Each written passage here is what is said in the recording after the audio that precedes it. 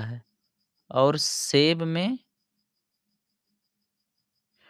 हाँ, सेब में समझ नहीं पाया बेटा क्या करो? सर आभासी फल में सीड नहीं होता है और सेब एक आभासी फल है, लेकिन सेब में सीड होता है।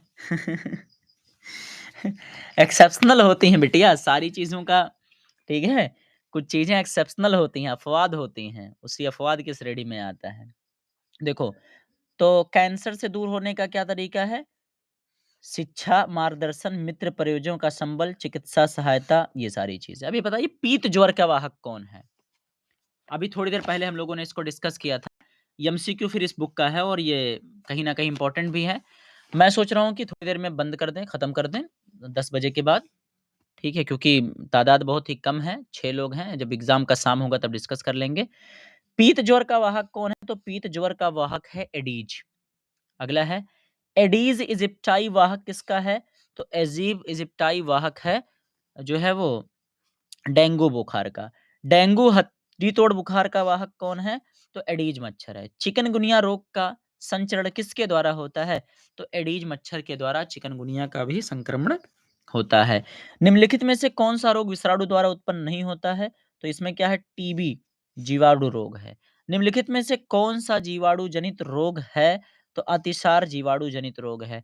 टाइफाइड का रोग जनक क्या है? तो टाइफाइड का रोग जनक है सैल्मोनेला टाइफी जीवाणु। ठीक है? अगला आपका आया है इसमें क्वेश्चन आंसर की शुरुआत जब हुई है और जब भी हुई है बहुत भयानक हुई है। क्वेश्चन आंसर की शुरुआत। निम्नलिखित रोगों की पुष्टि का विडाल निम्नलिखित में से किस पुष्टि विडाल परीक्षण द्वारा होती है? मतलब विडाल परीक्षण किस रोग के द्वारा के लिए करवाया जाता है? आंसर बताइए इसका तो।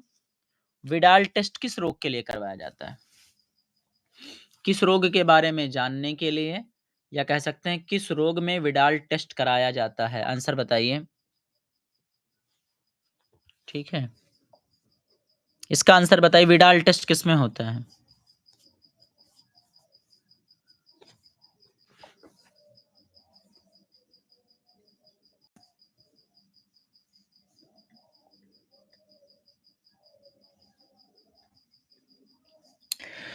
आभासी फल बेटा क्या है? तो आभासी फल जिन फलों का निर्माण सिर्फ अंडाशय से नहीं होता बल्कि फूल के दूसरे भाग से भी हो जाता है, उसको हम आभासी कहते हैं। ठीक है? और उन्हें आभासी फल कहते हैं। इसके सहायक इसे सहायक फल भी कहा जाता है। सेब है, नाशपाती है, रसभरी है, अखरोट है, ये सब एग्जाम्पल है बेटा आभासी के। ठीक है? ज़्यादातर फल जो होते हैं सिर्फ अंडाशय से विकसित होते हैं, लेकिन उन्हें यथार्थ या वास्तविक फल भी कहते हैं। ठीक है? सेब की बात करें तो सेब के पुष्प का जो पुष्पासन होता है, वो मासल होकर के फल का रूप धारण कर लेता है। ठीक है?